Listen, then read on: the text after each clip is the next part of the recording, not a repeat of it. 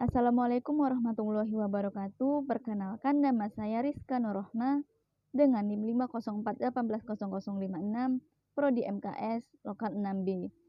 Di sini saya akan menjelaskan kesimpulan yang saya dapatkan dari jurnal yang berjudul Pemanfaatan CSR bagi Peningkatan Kualitas Hidup Manusia Indonesia, di mana tugas ini dibuat untuk memenuhi mata kuliah etika profesi.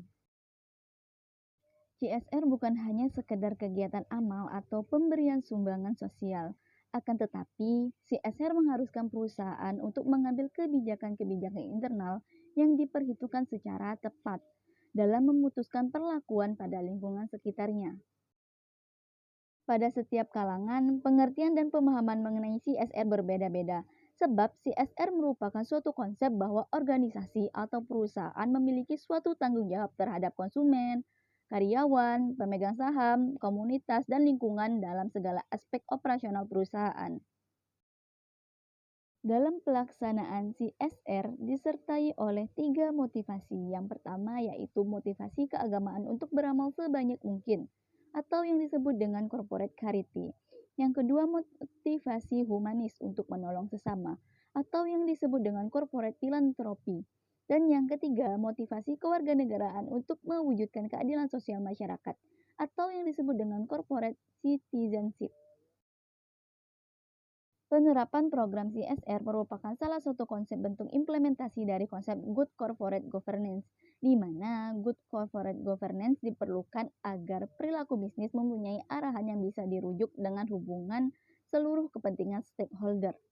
Hal tersebut diperlukan agar dapat memenuhi secara proporsional dalam pencegahan kesalahan-kesalahan signifikan pada strategis korporasi dan memastikan kesalahan-kesalahan yang terjadi dapat diperbaiki dengan segera.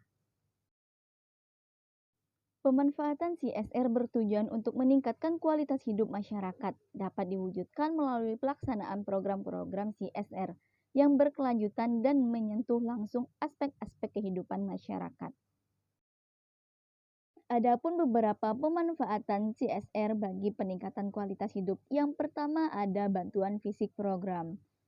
Nah, ini maksudnya itu dalam upaya peningkatan sarana dan prasarana umum, perusahaan menggunakan CSR untuk pembangunan jembatan dan jalan, perbaikan sekolah, perbaikan rumah ibadah, masjid, pembuatan pondok rapat, dan pengadaan air.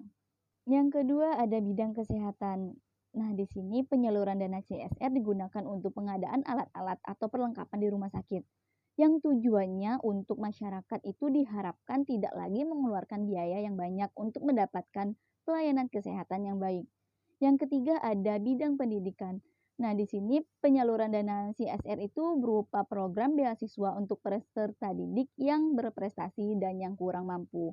Serta ada juga program bantuan untuk guru bantu. Manfaat CSR dapat dirasakan melalui pemberian beasiswa dan asuransi kesehatan bagi pelajar berprestasi untuk melanjutkan studinya ke perguruan tinggi.